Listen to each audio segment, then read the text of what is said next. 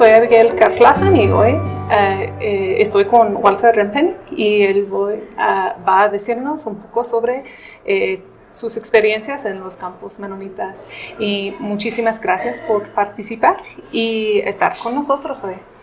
Muchas gracias por invitarme. Para mí es un privilegio estar con ustedes. Y claro, quiero compartirles mi historia. Es un placer y una alegría estar con ustedes. Gracias por este honor. Gracias. Y para empezar, preséntate brevemente. Sí, soy Gerhard Walter Rempenik Rico. Soy aquí originario de Cuauhtémoc. Crecí aquí en Cuauhtémoc y he estado aquí gran parte de mi vida. Me dedico ahorita, soy pastor en la iglesia menonita anabautista de lengua hispana. También aparte me dedico a las clases de piano, trabajo en una academia y en lo que puedo todavía reparamos pianos, pero más el pastorado. Sí. Y decinos un poco sobre tu historia familiar y tus conexiones a los campos. Ok, mi conexión con el campo resultó desde que pues mi papá, él fue de los menonitas que llegaron de Rusia. Entonces ellos cuando llegaron de Rusia, su intención era integrarse completamente a los campos. No pudieron integrarse porque ellos llegaron en un barco aparte al puerto de Veracruz y estuvieron viviendo en algunos países de la República, y ya cuando llegaron aquí a Chihuahua se toparon con que no eran aceptados en los campos porque ellos eran menonitas muy estudiados, venían ingenieros, médicos, doctores, y entonces no fueron recibidos en los campos y ellos tuvieron que trabajar o vivir en la ciudad de Cuauhtémoc, en aquel entonces San Antonio de los Arenales. Sí. Entonces mi abuelita era trajinaca, que dicen que arreglaba los huesos, o que sobadora y partera. Sí. Entonces era muy solicitada, sí tenía permiso de ir a los campos y hacer rondas a los campos, y había personas que la recibían ahí, pero vivir allí no podían. Mi abuelo en aquel entonces lo que hizo, él puso una carpintería y trabajaba la carpintería. Él hacía ataúdes para las personas que fallecían. Y así fue que mi papá creció. Él tenía 5 años cuando llegó aquí a México, cuando salieron de allá. Creció allí en la ciudad de Cuauhtémoc.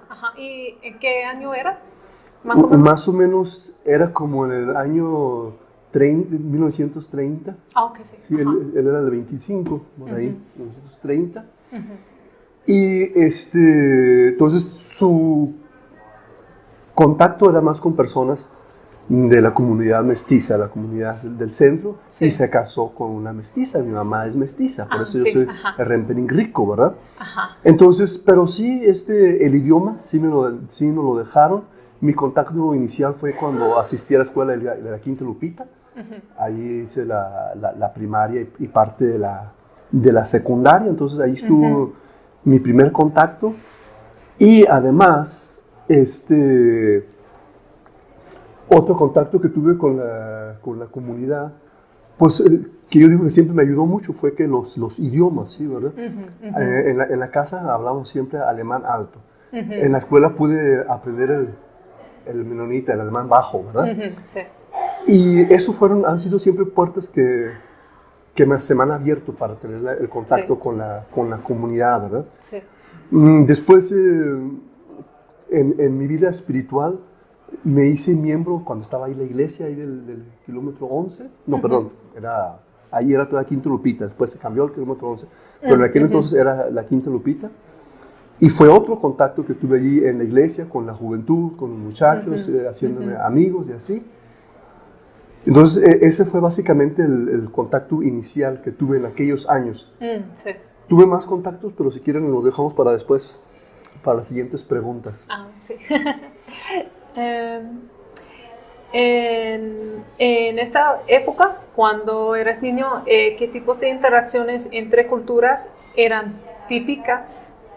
¿Y qué tipos de interacciones eran anormales o prohibidas? Ok, bueno, la típica era la de la escuela, ¿verdad? Compañeros de escuela. La que era normal es que alguien nos llegara a visitar de la comunidad menonita. Pasó, pero fueron ocasiones muy, muy esporádicas. O sea que realmente sí sentimos, ¿verdad?, cómo hubo esa diferencia, ¿verdad? Sí. No éramos muy bien vistos. Tal vez regresando un poquito a la primera pregunta, Sí, disculpe que me devuelva, no. pero hubo un contacto que yo no viví, pero sí vi las consecuencias. Resulta que mi tío Aarón Redekop, él fundó una de las iglesias de la MCC Sí. en aquellos años. Y él puso el edificio que está allá en la ciudad, en el centro estaba. Hubo problemas allí en esa iglesia, se dividió, y ustedes han de saber algo de eso, pero esa fue otra de las situaciones que a nosotros nos hizo, en cierta manera, ser no tan bien recibidos, Sí. por decirlo de una manera muy positiva, ¿verdad? Entonces, eso fue un contacto. Entonces, cuando nosotros llegamos allá a la escuela, se notó, ¿verdad? Es que ellos son de aquel grupo que, porque la escuela era el MCC, Sí. y aquí vienen estos hijos de aquel que o sobrinos, y mi papá estaba inmiscuido en esa cuestión de que se hizo la división. Sí. Y entonces, eso fue tal vez para algo que marcó el contacto con otra cultura. Y yo no sabía, y yo venía inocente, y yo quería hacerme amigos, y resultaba que es que tú no puedes ser nuestro amigo, ¿verdad? Sí. No me lo decían, pero después yo con el tiempo descubrí, ¿verdad? Sí. Con razón me veían tan raro, porque... Y fíjate que quiero añadir aquí una cosa. Fue increíble cómo, a pesar de que algunas personas no pudieron disimularlo, hubo muchas otras personas que sí pudieron. Y sí nos abrieron su corazón, y sí nos recibieron, y nos amaron, y trataron de ayudarnos. O sea, que no crean que todo fue negativo. Hubo personas que lograron decir, ok, pasó entonces, eso se olvida, y entramos en una nueva etapa. Eso yo puedo decir que pienso ahora, digo, wow, pero fulano estaba allí bien inmiscuido y nunca hizo ninguna diferencia, nunca lo marcó, nunca lo dejó de sentir. Entonces, hubo cosas muy buenas ahí, ¿verdad? Que yo me llevo de esa etapa. Sí. Entonces, no sé si eso más o menos contesta esta pregunta. Sí. Y tengo una pregunta sobre cómo se conocieron tus padres. El matrimonio de mis padres fue un matrimonio un poquito acelerado, muy rápido, ¿verdad? Ellos se conocen en un día de campo. Resulta que mi papá andaba con planes de irse a Canadá. Y un domingo él va a un día de campo. Y resulta que ahí está mi mamá, se ven ahí, y al mes se casan. Oh, wow. Así, de golpe porrazo, ¿verdad? Y claro, creo que una de las preguntas que tengo más adelante tiene que ver cómo fue esa conexión de culturas y tradición, ¿verdad? Entonces hubo cosas muy buenas, como el hecho de que nosotros realmente llevamos las dos culturas, ¿verdad? Sí, Aunque la cultura menonita en la vida de mi papá ya no era tan fuerte, ¿verdad? Porque él había crecido en la ciudad. Sí, exacto. Sí, sí traía el idioma, las comidas, sí. Mi mamá aprendió a hacer las comidas menonitas, hacer pan, hacer los branikis, hacer el borsch, el barsh y todos esos platillos. Yo crecí con ellos, ¿verdad? Sí, Pero nunca dejamos, por decir algo, los platillos mexicanos, ¿no? Que los tacos, que las enchiladas, que el chile relleno. Entonces fue una mezcla de comidas riquísima, ¿verdad? Sí, Ella era una cocinera excelente y cocinaba las dos cosas igual de bien. ¿Sí? Entonces, por ese lado fue algo muy bueno. Una cuestión que tal vez fue un poquito difícil eran los idiomas. Ahorita hablé algo bueno y yo voy a hablar algo que no es tan positivo. Mi papá fue muy drástico en que aprendiéramos alemán. Y fue tan drástico en que en casa con él no se hablaba en español. Entonces yo siempre crecí con esa barrera de que con mi mamá español, mi papá alemán, y nunca hubo ese tiempo de como estoy platicando con ustedes. ¿Por qué? Pues estaba el idioma como una barrera, ¿verdad? Aun cuando mi papá hablaba perfectamente español. Mi papá tenía un don para los idiomas. Él, en inglés lo aprendió solo y lo habló. alemán, español, no tenía un problema, ¿verdad? Sí. Entonces, es una cosa tal vez que no entiendo, ¿verdad? No trato de que no me afecte, ¿verdad? Pero tal vez digo, es una cosa que a mí me hubiera gustado. ¿Qué te hubiera gustado en tu niñez? Sentarme con los dos y platicar sin ninguna cuestión, ¿verdad? Sí. En veces comentamos, es que en nuestra casa siempre fue una clase de alemán. Oh, ok, sí. La conversación era una clase de alemán, ¿verdad? Siempre había corrección. Sí, entonces, eso fue tal vez una cosa que no fue tan... Pero por otro lado, pues trajo cosas muy buenas, ¿verdad? Porque si no hubiera sido por eso, no hubiéramos aprendido el idioma. Sí. O sea que no me quiero cerrar solamente, pero eso fue algo que marcó, ¿verdad? Sí, exacto. Que se marcó ahí. Sí, exacto. Fue muy interesante que mi mamá, a pesar de eso, aprendió bastante alemán. Y ella intentaba, ¿verdad? Pero no tenía esa habilidad que tenía mi papá, ¿verdad? De agarrar un idioma y la escuela de Álvaro Obregón era en alemán también, ¿sí? En aquel tiempo era más alemán que ahorita. Ahorita ya han logrado hacerlo más bilingüe. Sí. Y aunque ahorita lo que sí han hecho ya mucho más es la certificación del alemán y que es excelente, ¿verdad? En aquel entonces no había. Pero sí era más alemán. Tradicional, podemos decir. Sí. Allí hubo una gran oportunidad para mí para aprender el Plotkisch, que es para mí una de las mejores experiencias. Tú me preguntas, oye, ¿qué idioma te ha gustado más aprender? Para mí el Plotkisch, ¿verdad? Yo lo disfruto, yo soy feliz hablando Plotkisch y amo el idioma. Y cuando estoy sentado con un grupo y hablando, oh, Bayón, de Rack, Schein. Y sí, es algo que yo le agradezco mucho a mi papá. Que él haya sido tan duro y pues sí, valió la pena sacrificar tal vez esos momentos que yo hubiera querido, no los tuve, pero no me pasó nada. Sí. A ver. Hablaste un poco sobre que eres de una comunidad menonita diferente que los venía de México, de Canadá en los 20s. ¿Hay algo más que quieres decir sobre las diferencias entre las comunidades menonitas en este tiempo? Bueno, en ese tiempo lo que a mí me han platicado mis tíos y sí, más bien mis tíos son los que yo puedo platicar. Pues la diferencia era la educación. Ese grupo con el que venía mi papá era un grupo, como les dije, muy, muy educado. Había una gran carga por estar bien enterado de cómo hacer las cosas. Sí.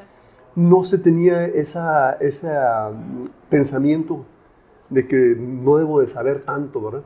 Sino al contrario, dentro más puedo aprender. ¿Sí? Una cuestión tal vez muy fuerte que hubo ahí fueron comunidades, cuando menos yo la que veo, que no pudieron o recuperarse de la tragedia de dejar allá. Tuvieron que dejar todo muy de repente.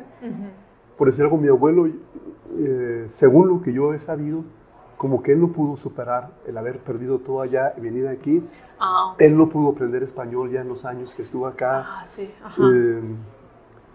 Yo lo que he podido ver es que como que él cayó en una depresión. Y entonces para él fue muy difícil el hecho de no haber sido recibido en la comunidad y estar allá y ahora otro idioma, otra nación. Y ya a su edad, pues, que tendría mi abuelo unos 60 años por ahí cuando él se vino, algo así. Bueno, realmente no sé cuando él se vino porque puede haber estado más joven, porque eso ya fue, creo que se vino como a los 40 años él de allá, ¿verdad? Entonces ese cambio para él fue muy, muy drástico, ¿verdad? Sí, Pero ¿qué más diferencias puedo decirte en cuanto a la creo que en cuanto a la cuestión de iglesia espiritual, es una de las áreas donde están tal vez más parecidos. ¿Sabes que hay algunas diferencias en platillos? Nosotros teníamos algunos platillos que aquí no tenían. Y me acuerdo mucho de unas galletas de Honigkuchen, de Navidad, muy sabrosas que hacían las familias y aquí no se conocen. No me llamó la atención. Y tal vez la cocina un poquito distinta, que yo me dé cuenta, ¿verdad? Mi problema es que yo soy de los menores de mi familia y no viví esa... Tal vez no te puedo ayudar mucho con esa información. Que sí. Ajá. ¿Y cómo ha cambiado la relación entre las comunidades de menonitas de Rusia en la ciudad y los menonitas de Canadá en los campos a través de los años? Bueno, yo como maestro, que es donde más me he desenvuelto, creo que ha habido un cambio muy grande en cuanto a lo que es la educación, ¿verdad? Que sobre todo lo que son las comunidades que se vinieron de Canadá y vieron la necesidad de educarse más. Lamentablemente creo que hay una diferencia muy notoria entre aquellos grupos de menonitas que han abierto la puerta a los medios de comunicación, como internet, televisión, radio, y a aquellos que han dicho, no, sí queremos más educación, queremos que aprendan más nuestros hijos, pero no queremos. Y hemos estado platicando con algunos maestros y me han comentado, es que es tan grande la diferencia cuando vemos niños que en su casa tienen televisión, y es el mismo grupo menonita, ¿verdad? Pero aquí lo tienen y aquí no lo tienen, ¿verdad? Entonces, sí tenemos que decir que la influencia es bastante negativa, ¿verdad? O sea, se ve más egoísmo, se ve más, son más rebeldes, hablan más fuerte, contra la fin. Entonces, esa es una cuestión que ha marcado diferencia, ¿verdad? Que ha marcado diferencia en este tiempo. Y que muchos están tratando de rescatar y vamos a parar eso porque está... Y qué bueno, ¿verdad? Que se está haciendo algo con eso. Sí, exacto. Y tu esposa, Josefina, era de la comunidad mestiza. ¿Cómo se conocieron tú y tu esposa? Y describe el proceso de hacerse novios. ¡Wow! Voy a poner muy romántico aquí. Fue algo muy hermoso, ¿verdad? Fue algo muy hermoso porque resulta que en este tiempo yo tenía, ¿qué tendría? Alrededor de unos 20 años, por ahí, y andábamos con mucho deseo de hacer cosas para Dios, ¿verdad? Y queríamos hacer un grupo de jóvenes que terminó siendo un grupo de oración. ¿Sí? Ya es que tú empiezas con algo y terminas con otra cosa, ¿verdad? Y estábamos funcionando con ese grupo de oración y resultó que un día una de las que iba al grupo llevó a Josefina, a Chepina, ahí, y ahí la conocí, pero no pasó nada. Pasó como... Porque ella se fue a un viaje, regresó como a los 5 o 6 meses, y resulta que cuando ella regresa, él le pide a ella que organice un campamento para jóvenes, para adolescentes. Y necesitaba maestros y ya saben en quién pensó, ¿verdad? Y ya pensó en mí y le estuve ayudando. ¿Y qué pasaría? Como unos 4 o 5 meses que ella empezó a ir más a ese grupo y empezamos a platicar, a hacernos amigos. Y llegó el día en que formalizamos ya nuestra relación. Fue algo muy bueno porque éramos muy amigos. Fue una amistad que brotó muy natural. Y a mí allí me ayudó mucho mi parte de mi mamá. Por la cultura mexicana, ¿verdad? Cultura mestiza, o sea que tenía mi apellido Rempening, que por cierto a ella le gustaba mucho que fueran apellidos extranjeros, ¿verdad? Y ella, wow, qué apellido tan bonito, ¿verdad? No sé qué le gustó más, si mi persona o mi apellido, ¿verdad? Y fue interesante. Entonces, cuando anduvimos 2 años, pasadito 2 años, y ya fue cuando decidimos, ella ya para ese entonces, resulta que en ese inter que te platico, antes de hacernos novios, que ya habíamos hecho la escuelita de verano, allí ya le ofrecen el trabajo de pastora en una iglesia. Lo que les comenté de la iglesia que había sido destruida por un caso difícil de adulterio del pastor, y ella le toca hacer ese trabajo de restaurar la iglesia. Entonces ella cuando nos casamos, ya tenía 2 años pastoreando la iglesia. Ajá. Y yo ya entro a ayudarle como esposo de pastor, ¿ves? ¿Qué es? Ajá. Entonces, una tía nos había regalado un piano, pues el piano pasa a la iglesia y ya tenemos piano en la iglesia. Sí. Ajá. Entonces fue magnífico, ¿verdad? Ajá. Pudimos meter en la iglesia ya música más formal, porque cuando ella empezó, ella misma lo hacía con la guitarra, ella cantaba y lo hacía muy bien, pero pues ya un piano, pues, da más vida, ¿verdad? Ajá. Y duramos todavía, después de casarnos, 2 años más pastoreando la iglesia. Es el templo la Hermosa, ¿verdad? Ajá. Y entonces llegaron los hijos y ella me dijo, ¿sabes qué? Yo ya no quiero trabajar, yo quiero dedicarme a mis hijos. Sí. Y yo pensé, era un buen tiempo, la iglesia ya estaba funcionando, ya estaba fluyendo. Ajá. Y acompañamos durante 2 años más a la iglesia para encontrar al pastor. Porque una cosa es querer hacerlo y otra es hacerlo, ¿verdad? Sí. Ajá. Y fue un proceso largo, pero entonces ya no siendo pastores, seguimos 2 años más acompañando a la iglesia, porque llegaba un pastor, no fue el primero que se quedó, y así fue un proceso largo, ¿verdad? No sé si me desvié de tu pregunta, de lo que me preguntaste. No sé si me estoy yendo por otro lado. No, está bien. Es como, sigue las preguntas como cómo era ser pastor y Pero todo. sobre Josefina, ¿querías saber algo más? Así, ¿cómo eran las reacciones de las familias y las comunidades? Okay. Ajá. Después del matrimonio y con sus hijos. Ajá. O sea, ¿cómo reaccionaron ellos con nuestro matrimonio? Sí. Okay. Ajá. Mire, por el lado de la familia de ella, fue muy interesante porque ellos fueron muy respetuosos. Hasta nos tenían en una... Es que él es menonita. O sea, que de respeto, de admiración, ¿verdad? Ajá. Y cuando fueron naciendo mis hijos, para ellos les llamaba mucho la atención porque mis hijos pues tienen cierta color de piel medio morena y medio blanca, ¿verdad? Tez apiñonada, que le dicen, ¿verdad? Entonces para ellos, mira, mi hija tiene ojos verdes pero muy oscuros. Entonces se veía lo mestizo y... ¿sí? Aun cuando ya, pues yo ya no soy... Yo tengo también lo de mamá, ¿verdad? Pero sí, por el lado de ellos, de mucho respeto, de mucho cariño, fue muy bien. Por el lado de mi familia, no fue nada, ni una novedad, porque todos habíamos sido casados así. ¿Sí? Así que, pues, para ellos, pues, una más, ¿verdad? Sí, contentos, sí. Era muy normal. Muy normal, para ellos no era nada novedoso. En el otro lado, en el lado de ella, sí era algo muy novedoso.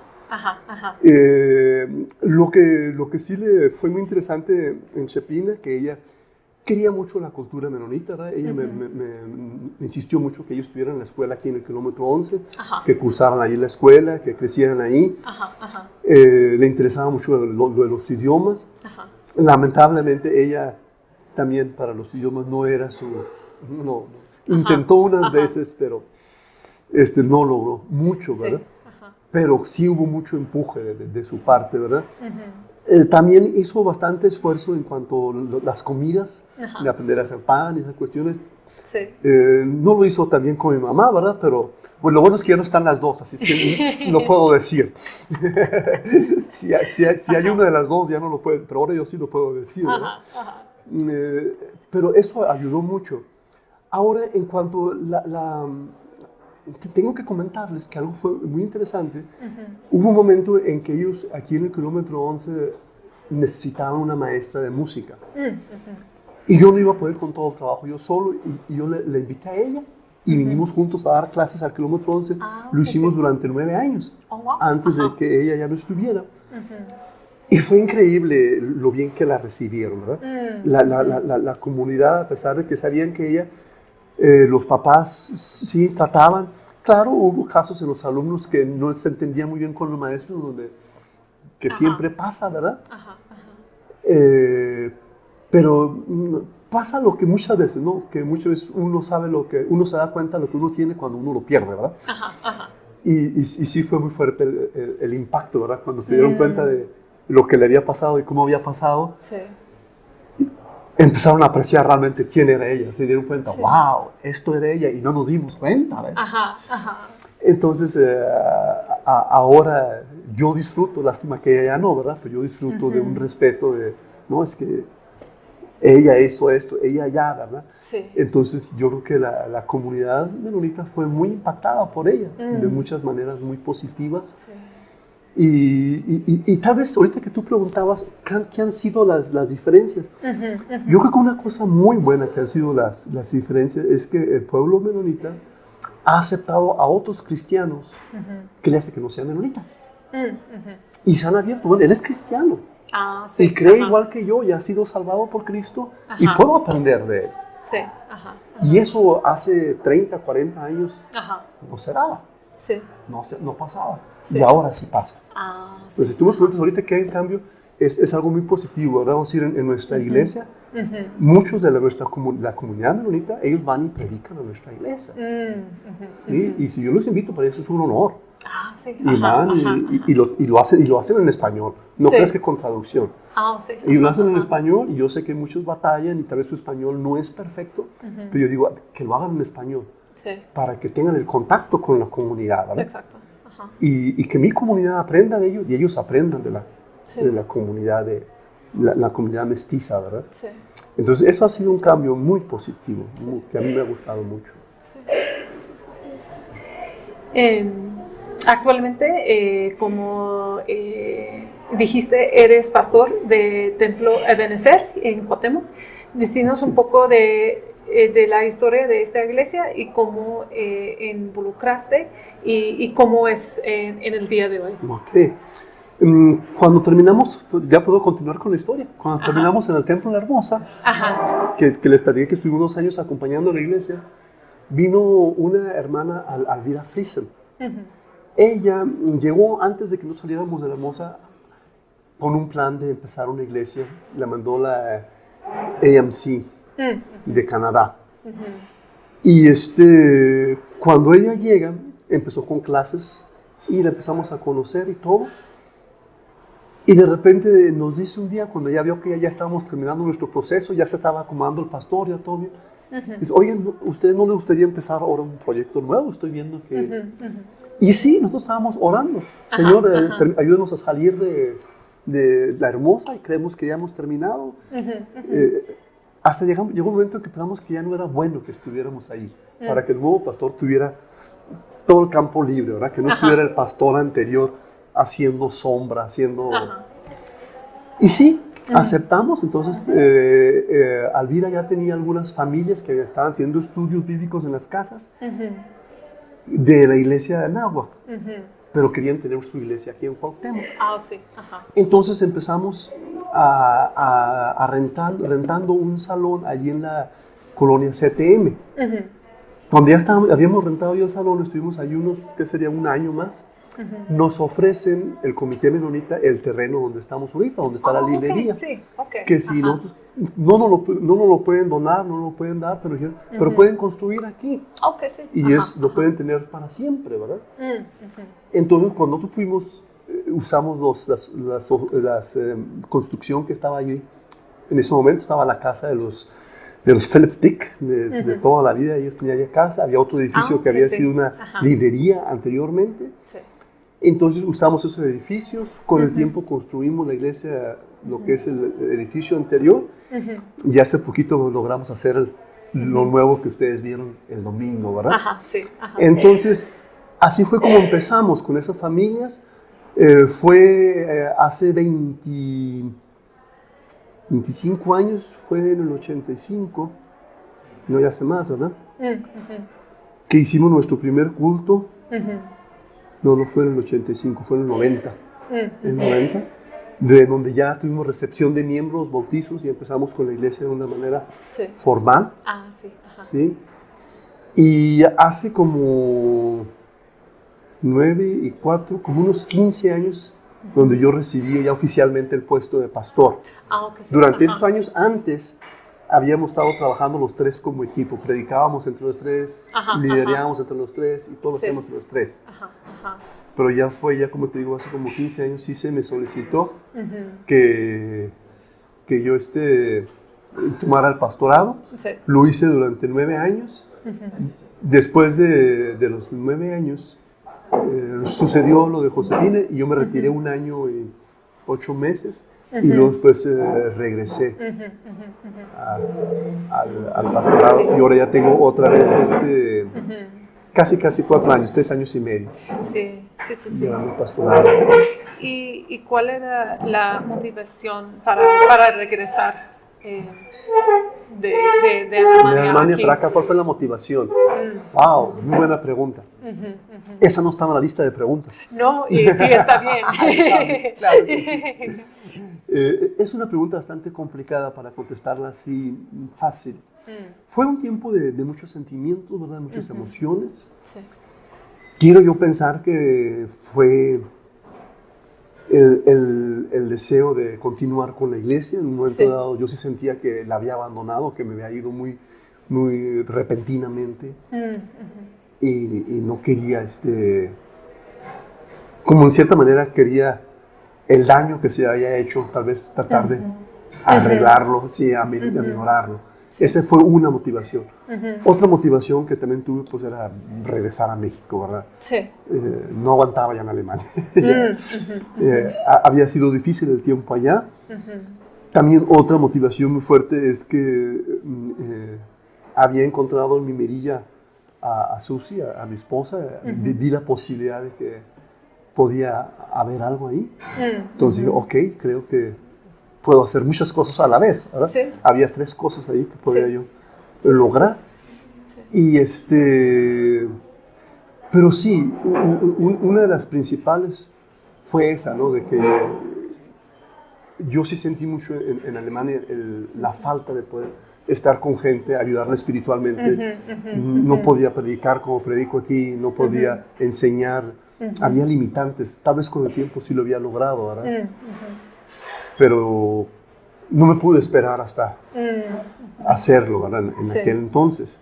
Sí. Y pues básicamente eso era tal vez terminar de hacer las cosas que había dejado sin terminar. Sí, exacto.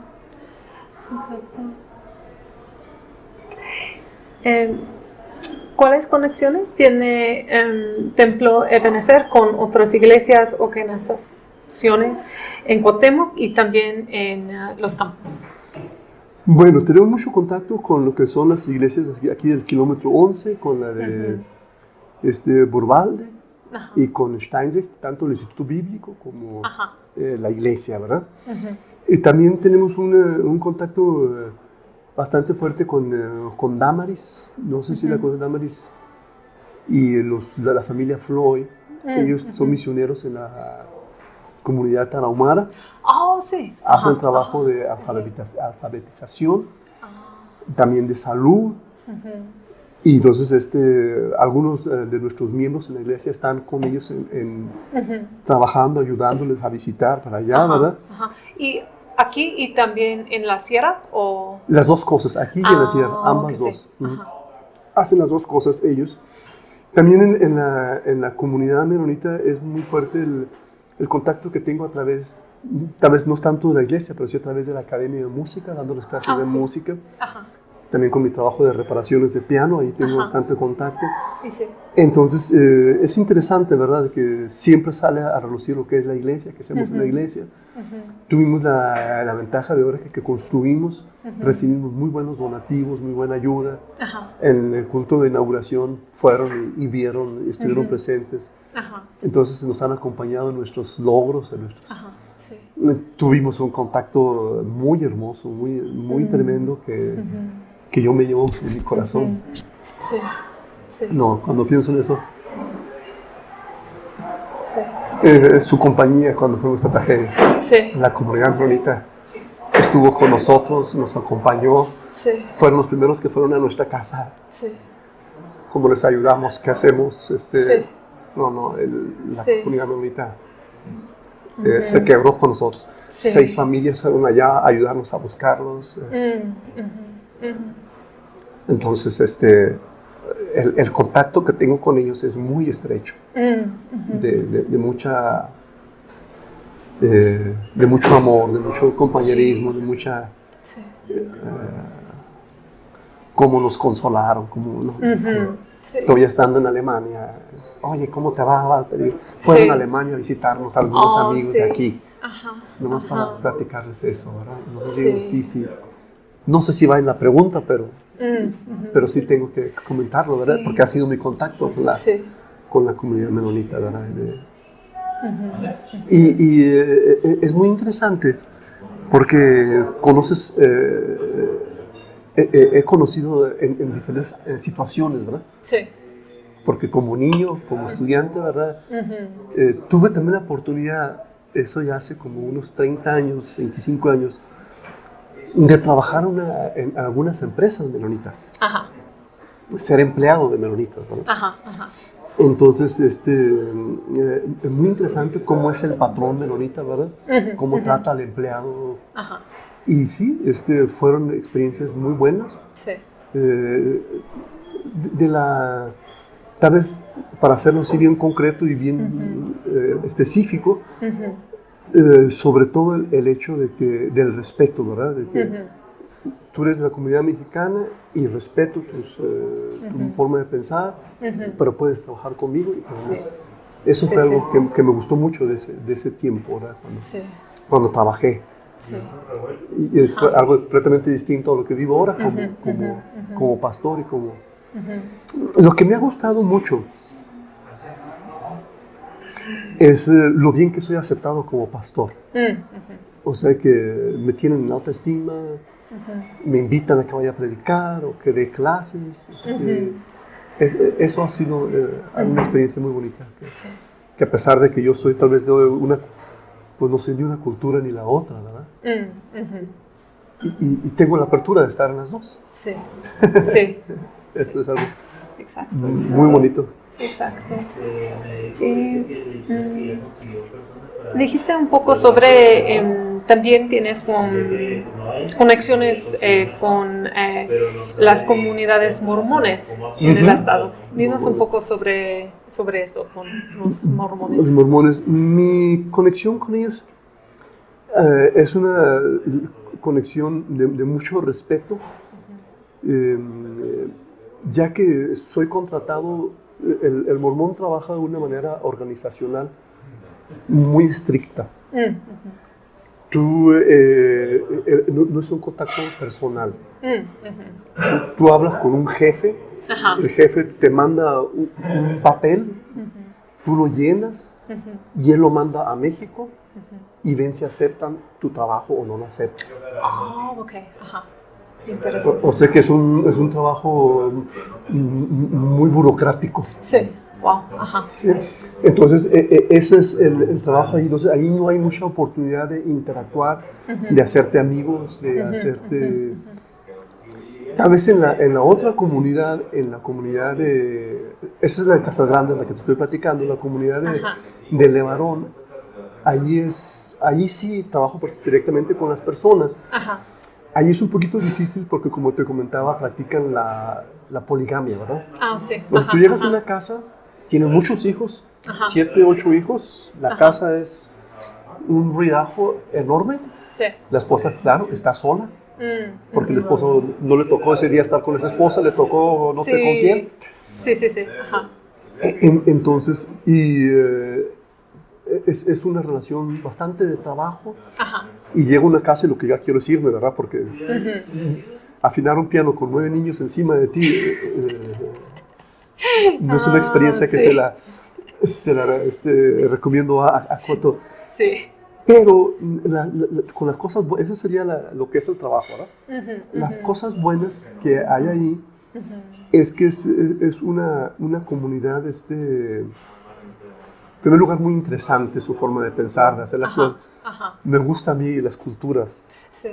Cuando voy a Parral veo otra comunidad, cuando voy aquí veo otra comunidad. Entonces, ver lo que son y escucharlos.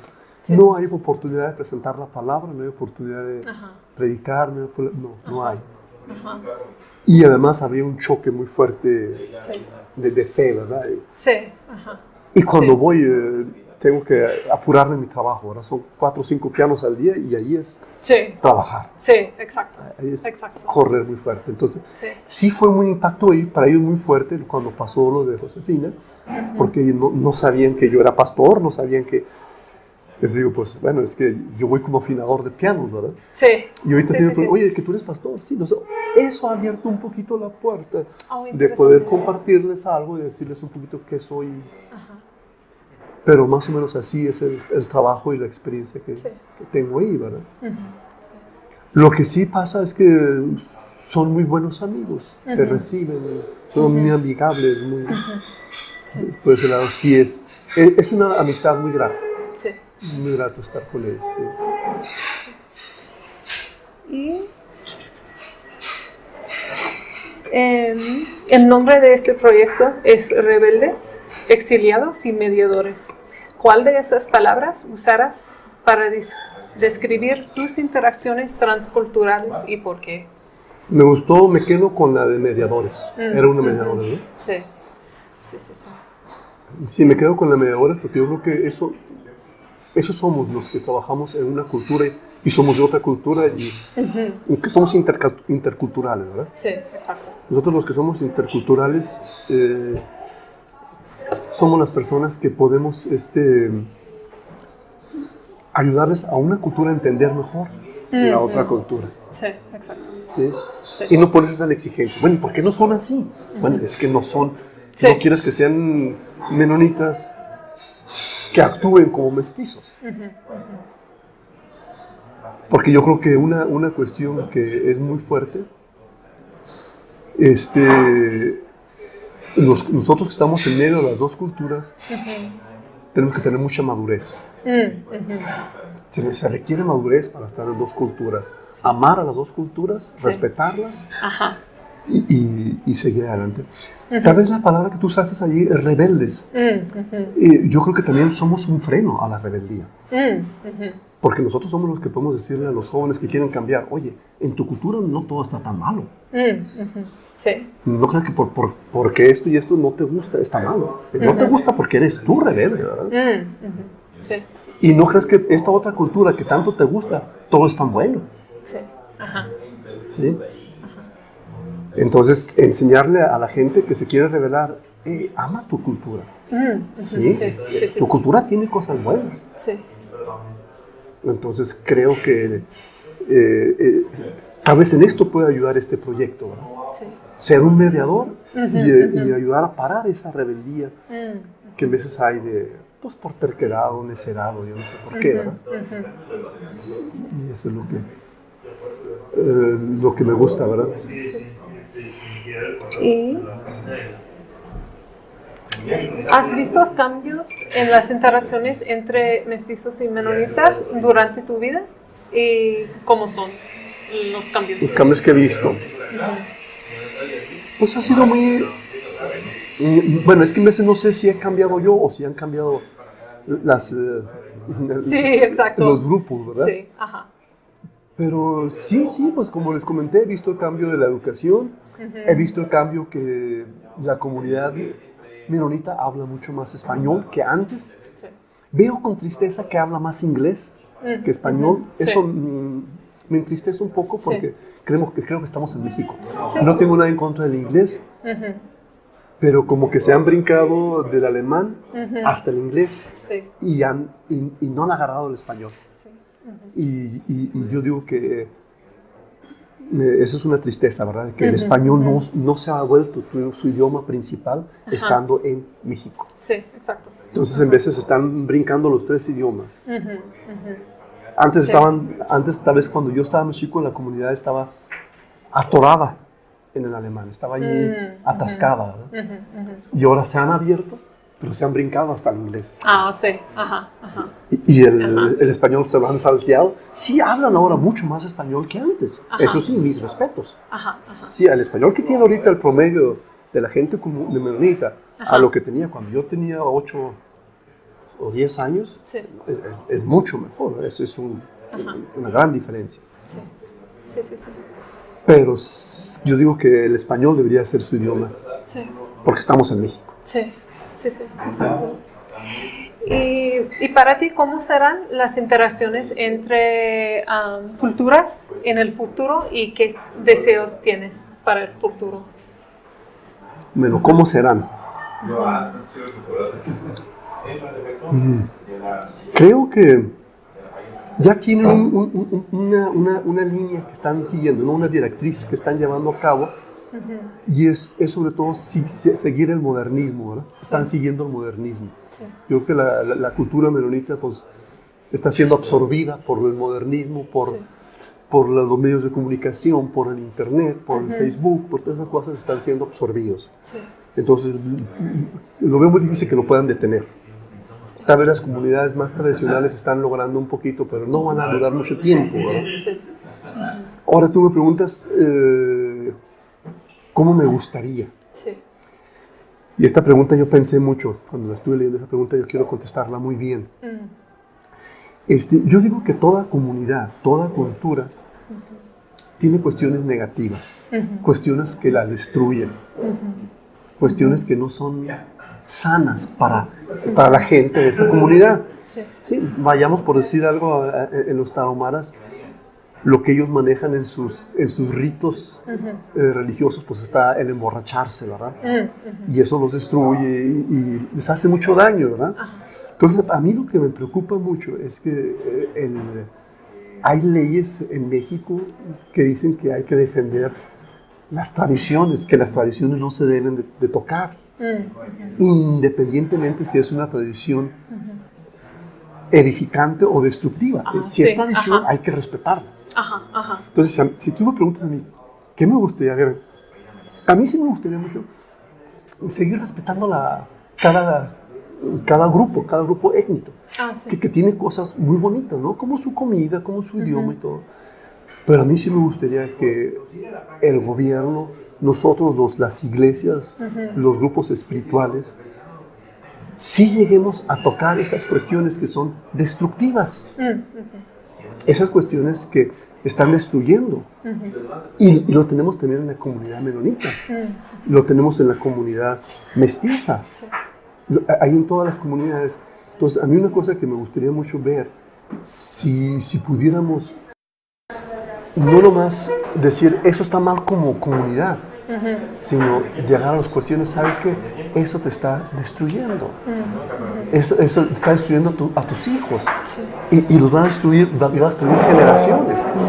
Porque es lo que ha pasado, lamentablemente, en todos los grupos étnicos y en todas las comunidades.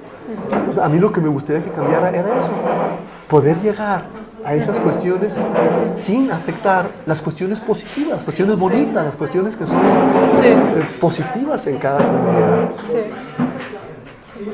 Y ese sería mi sueño, porque amo las comunidades. He tenido oportunidad ahora de estar visitando a un pianista que está en la sierra. ¿Se has oído hablar de él, de Romain Miller? No hablamos con él, pero escuchamos bueno, he podido su concierto. ¿Fueron al concierto ustedes? Sí, ese último que hubo hace poquito en el museo. Pues yo lo organicé. Oh, wow. Yo lo organicé. Sí, sí, exacto, sí. Yo lo organicé. Okay, sí. Lo que fue muy tremendo es ir a su comunidad y ver cómo trabaja y todo, ¿verdad? Entonces, a mí como me gustaría ahí, está bien, les llevamos de comer, les ayudamos en sus necesidades y todo, pero ¿qué de las cuestiones negativas que los están destruyendo? Y eso es lo que yo soñaría. Porque sí queremos respetar su cultura, sí queremos que sigan siendo ellos, que no dejen de ser tarahumaras, que no dejemos de ser menonitas, ¿verdad? O los mestizos que sigan siendo mestizos. Pero yo creo que toda cultura tiene cosas que las están destruyendo y hacer algo con esas cuestiones destructivas. Entonces eso me gustaría mucho que pudiéramos llegar a ese punto, ¿verdad? Y no nomás dejar de ser menonita o dejar de ser tarahumara. No se trata de eso, ¿verdad? Sí, exacto. Se trata de ser un buen tarahumara, ¿verdad? Sí. Un buen menonita. Ajá. Que sabe qué cosas quiere y qué cosas no quiere. Sí. Que no sigue tradiciones por ser tradiciones. Sí. Porque eso es lo que es que ¿por qué haces eso? No, es que siempre lo hicieron mis abuelos. Pues sí, pero te destruye. No, pero tengo que... No tienes que seguirlo haciendo. Ajá, ajá. Sí. Sí. Entonces, ese sería mi sueño. Sí. Muy grande mi sueño ahora. Sí, Muy, sí. muy pero- complejo. Sí, pero muy bueno. Sí. Pues muchísimas gracias por platicar con nosotros hoy y esperemos el mejor para el futuro aquí en los campos. Sí, muy amables por invitarme. Ha sido un placer estar con ustedes. Mucho gusto, Lucía. Gracias.